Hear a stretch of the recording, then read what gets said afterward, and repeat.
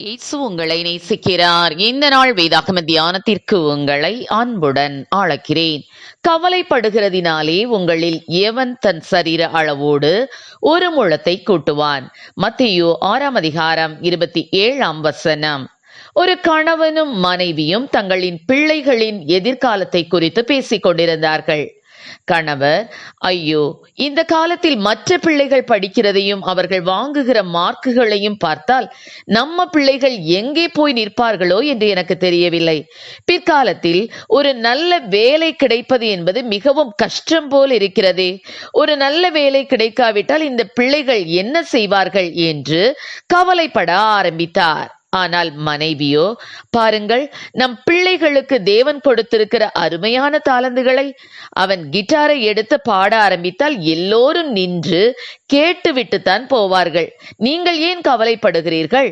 கர்த்தருடைய கரத்தில் நம் பிள்ளைகளின் எதிர்காலம் இருப்பதால் அவர் பார்த்துக் கொள்வார் என்று கூறினார்கள். இருவரும் கர்த்தரின் மேல் அன்புள்ளவர்கள்தான், அவர் மேல் நம்பிக்கை உள்ளவர்கள்தான். ஆனால் கவலை என்று வரும்போது கர்த்தரை விட பிரச்சனைகளும் போராட்டங்களுமே பெரிதாக தெரிகிறது.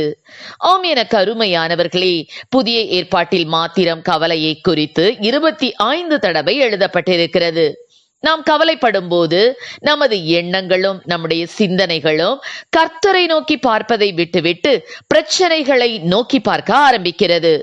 பேதுரு கடலின் மேல் நடந்து கர்த்தரை நோக்கி பார்த்தபடியே நடக்க ஆரம்பித்த போது வெற்றிகரமாக நடந்தார். ஆனால் எப்போது கடலையும் அலைகளையும் பார்க்க ஆரம்பித்தாரோ அப்போதே கடலில் மூழ்க ஆரம்பித்தார்.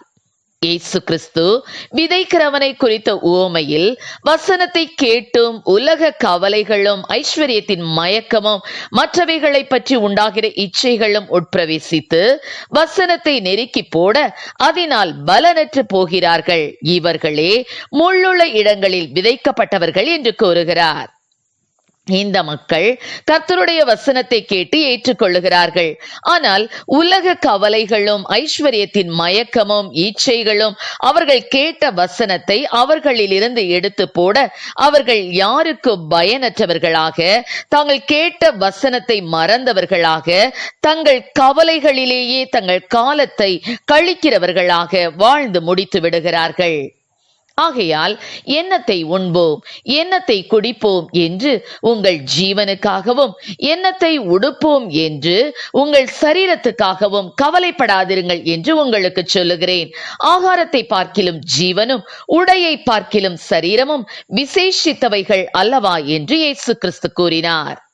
அவர் கவலைப்பட வேண்டாம் என்று சொல்லும் போது நாம் கவலைப்பட்டால் அவருடைய வார்த்தைக்கு கீழ்ப்படியாமல் போகும் பாவத்திற்கு உள்ளாகிறோம். ஆம் பிரியமானவர்களே, தேவன் மேல் நம் நம்பிக்கை பூரணமாக இருந்தால் நிச்சயமாக நாம் எதை குறித்தும் கவலைப்பட மாட்டோம்.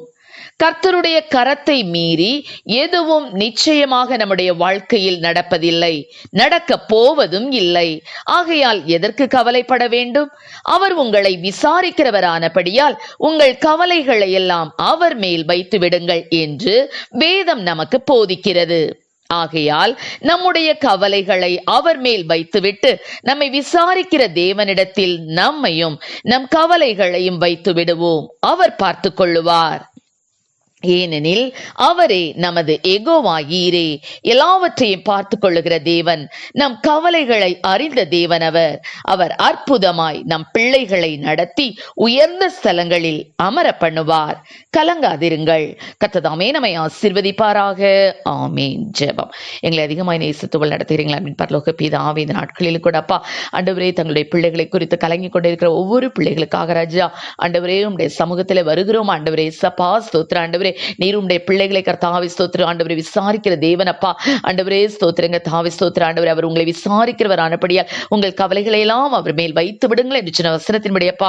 ஆண்டவரே ஸ்தோத்திரம் அப்பா. ஆண்டவரே ஸ்தோத்திரம். நாங்கள் உண்மையே நம்பி இருக்கிறோம். ஆண்டவரே, எங்களுடைய பிள்ளைகளுடைய வாழ்க்கையிலே தேவனின் பெரிய அற்புதத்தை கர்த்தாவை செய்து உயர்ந்த இடங்களில் அவர்களை ஏறி அமரப்பணுவீராக ராஜா. ஸ்தோத்திரம். ஆசீர்வதியும். இயேசுவின் நாமத்திலே ஜெபிக்கிறோம் நல்ல பிதாவே. ஆமென்.